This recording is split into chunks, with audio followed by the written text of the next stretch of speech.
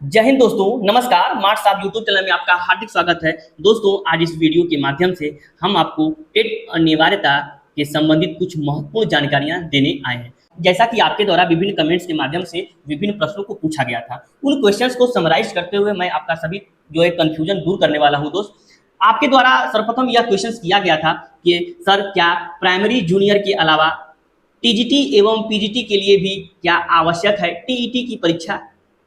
क्या high school पढ़ाने वाले अध्यापक को भी टीईटी की परीक्षा पास करना अनिवार्य है, अन्यथा उनकी नौकरी खतरे में है?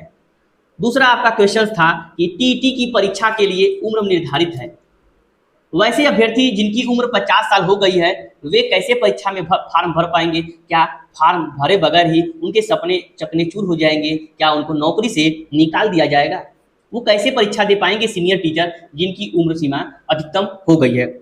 दोस्तों, बिना टीईटी की परीक्षा दिए कैसे नौकरी को बचाया जा सकता है? क्या सरकार कुछ बीच का रास्ता निकालेगी? इन तमाम मुद्दों पर हम आपसे एक चर्चा के माध्यम से आपके कंफ्यूजन को दूर करना चाहेंगे। जैसा कि आप जानते हैं, माननीय सुप्रीम कोर्ट के द्वारा जो जजमेंट आया है उसमें ऐसा कहा गया है कि जिन शिक्षकों की सर्विस 5 साल से ज़्यादा है तो उनको टीईटी की परीक्षा पास करना अनिवार्य है। जिसकी 5 साल से सर्विस कम है उनको टेट पास करने की कोई अनिवार्यता नहीं है, परंतु यदि उनको प्रमोशन चाहिए तो उनको भी टीईटी की परीक्षा पास करना अनिवार्य है। दोस्तों, इसमें कोई यह बांड नहीं है कि आपकी नियुक्ति 2000 में हुई थी, 2008 में हुई थी, 2009 में हुई थी तो आपके लिए टेट आवश्यक नहीं है, 2011 के बाद ही टेट आवश्यक है। ऐसा कोई बात नहीं है। जिनकी भी सर्विस 5 साल से ज़्यादा है उनके लिए निश्चित रूप से टीईटी की परीक्षा पास करना अनिवार्य है। सबसे बड़ा आपका क्वेश्चन था कि क्या सर प्राइमरी जूनियर के अलावा टीजीटी में भी आपको परीक्षा पास करना अनिवार्य है? दोस्तों, मैं आपको बता देना चाहूँगा कि जिन राज्यों में टीईटी की परीक्षा केवल 1 to 5 और 6 to 8 के लिए होता है, यह फैसला तो केवल उनके लिए ही लागू है। केवल यह फैसला उनके लिए ही लागू है, यह उन पर ही प्रभावी होगा, प्राथमिक और जूनियर। परंतु उत्तर प्रदेश के कुछ ऐसे भी विद्यालय हैं जिन्हें हम एडेड विद्यालय कहते हैं, जो कक्षा 6 से लेकर के 10 तक संचालित होते हैं, परंतु उनको टीजीटी लेवल का रैंक है और उनको टीईटी की परीक्षा पास किए बगैर ही नियुक्ति दे दिया गया है। अब मामला सुप्रीम कोर्ट में जो पेंडिंग था उसका फैसला आ गया है कि नहीं टीईटी अनिवार्य है, तो क्या यह उन लोगों पर भी लागू होगा? तो निश्चित रूप से दोस्त, अभी जो हाई कोर्ट में याचिकाएं लगी हैं, 11 सितंबर को सुनवाई होने वाला है, जिसमें सरकार के द्वारा अपना काउंटर एवं एफिडेविट भी देना है कि यह भर्ती कक्षा 6 से 8 के लिए है, या कक्षा 6 से 10 के लिए है, या कक्षा जो है 9 से 10 के लिए है। यदि इसको सरकार क्लियर करती है, जो वहीं इस भर्ती में कक्षा 6 जुड़ता है, तो आपको निश्चित रूप से टीईटी की परीक्षा देनी होगी और जो पहले लोग भी थे वो भी प्रभावित होंगे।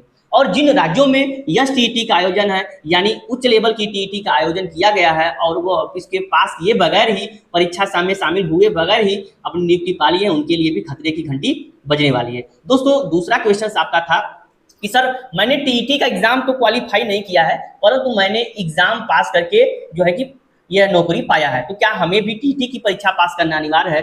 तो मैं दोस्त आपको बता देना चाहूंगा कि जिन लोगों ने परीक्षा पास करके नौकरी पाया है, टीईटी की परीक्षा भले ही पास नहीं किया है, उनकी नौकरी पर कोई खतरा नहीं है, क्योंकि माननीय सुप्रीम कोर्ट ने दक्षता परीक्षा को, सक्षमता परीक्षा को या कोई अन्य विभागीय परीक्षा को टीईटी के बराबर माना है। तो आप निश्चित रूप से इससे ऊपर हैं और आपको कोई दिक्कत होने वाला नहीं है। यदि आप किसी भी परीक्षा को पास करके, किसी भी राज्य में है, किसी भी परीक्षा को पास करके यदि नौकरी पाए हैं, तो आपको टीईटी की परीक्षा पास करना अनिवार्य नहीं है, क्योंकि आपकी परीक्षाओं की तुल्यता सुप्रीम कोर्ट ने टीईटी के बराबर ही किया है। दोस्त, आपका अगला क्वेश्चन ये भी था कि क्या टेट की परीक्षा पास किए बगैर भी नौकरी बचाया जा सकता है? दोस्तों, कानून तो कानून होता है, कानून के ऊपर कोई नहीं होता है।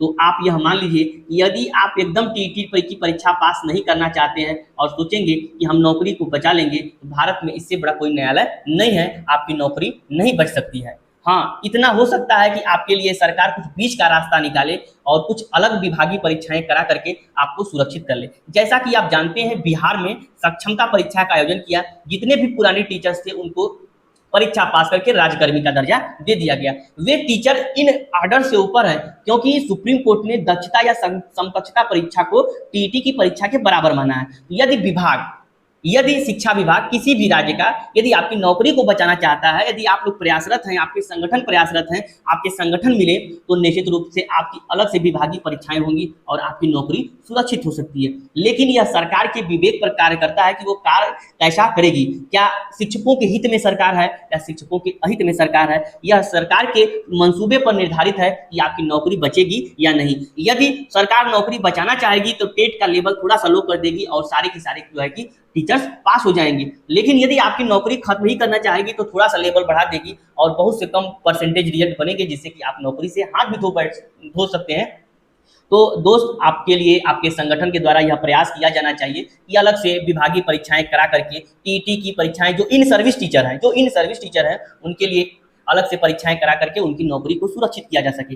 दोस्तों, मैं ऐसा इसलिए कह रहा हूं कि ऐसा विभिन्न राज्यों में हुआ है और जिन राज्यों में नहीं हुआ है वहां के भी यदि शिक्षक बंधु अपना संगठन को मजबूत करेंगे और वार्तालाप के माध्यम से एक अलग परीक्षाएं आयोजित करके अपनी नौकरी को सुरक्षित कर सकते हैं और पदोन्नति को भी पा सकते हैं। लेकिन कोई यह सोचे कि बगैर टीईटी की परीक्षा पास किए, बगैर दक्षता परीक्षा पास किए हम अपनी नौकरी को बचा लेंगे, तो माननीय सुप्रीम कोर्ट से ऊपर कोई भी सरकारें भी नहीं है, सरकार भी न्यायालय का फैसला मानने के लिए बाध्य है। दोस्तों, आशा और उम्मीद है कि आपको जो सारे क्वेश्चंस के जवाब मिल गए होंगे और आपके सारे कंफ्यूजन दूर भी हो गए होंगे।